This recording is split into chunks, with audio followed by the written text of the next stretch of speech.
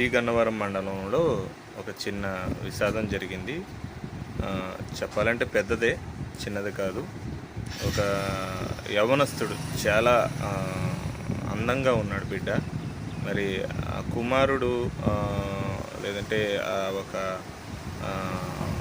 సహోదరుడు ఏమైందంటే అతనికి ఫిట్స్ ఉన్నాయి. బండి మీద నుంచి కొద్దిగా ఫిట్స్ వచ్చినాయి. బండి తోలుతుంటే ఆ బండి స్పీడ్గా వచ్చి సెప్టిక్ ట్యాంక్ వెహికల్ పెట్రోల్ పంప్లోకి వెళ్తుంటే ఇక్కడ పి గన్నవరం మండలం పోలీస్ స్టేషన్ ఆపోజిట్లో ఇది జరిగిందన్నమాట.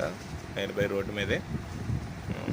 ఆ పిల్లోడు ఏం జరిగిందో, ఆ పిల్లోడికి ఏమైందో కూడా నాకు తెలీదు. కానీ నేను ప్రార్థించాను, దేవుని కృపను బట్టి ఆ బిడ్డ రక్షింపబడాలి. మరి ఆ కుటుంబం అంతా దేవుణ్ణి తెలుసుకోవాలి.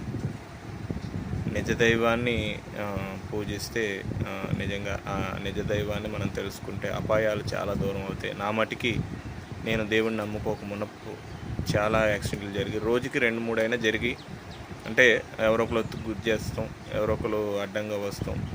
అప్పుడు కొద్దిగా కోపం ఉండేది, కొద్దిగా కాదు చాలా కోపం ఉండేది.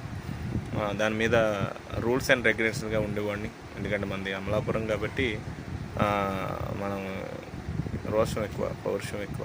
దాని మీద హైదరాబాద్ ప్రదేశంలో నేను డ్రైవింగ్ చేస్తున్నప్పుడు ఎవరైనా రాంగ్గా వస్తే ఆఫీస్కి వెళ్ళేటప్పుడు, పైగా నాకు వచ్చిన కోపం అంతా ఎంత కాదు, బండి కీ లాక్కొని వాళ్ళని కంపల్సరీ కొట్టివ్వండి. బూతులు మాట్లాడటం అయితే పెద్ద తెలీదు, ఉన్నా సరే అవి మా ఫ్రెండ్స్ వరకే, కానీ బయట వాళ్ళని ఎవరిని నేను బూతులు తిట్టేవాడిని కాదు. కానీ గట్టిగా గొడవ వేసుకున్నాండి.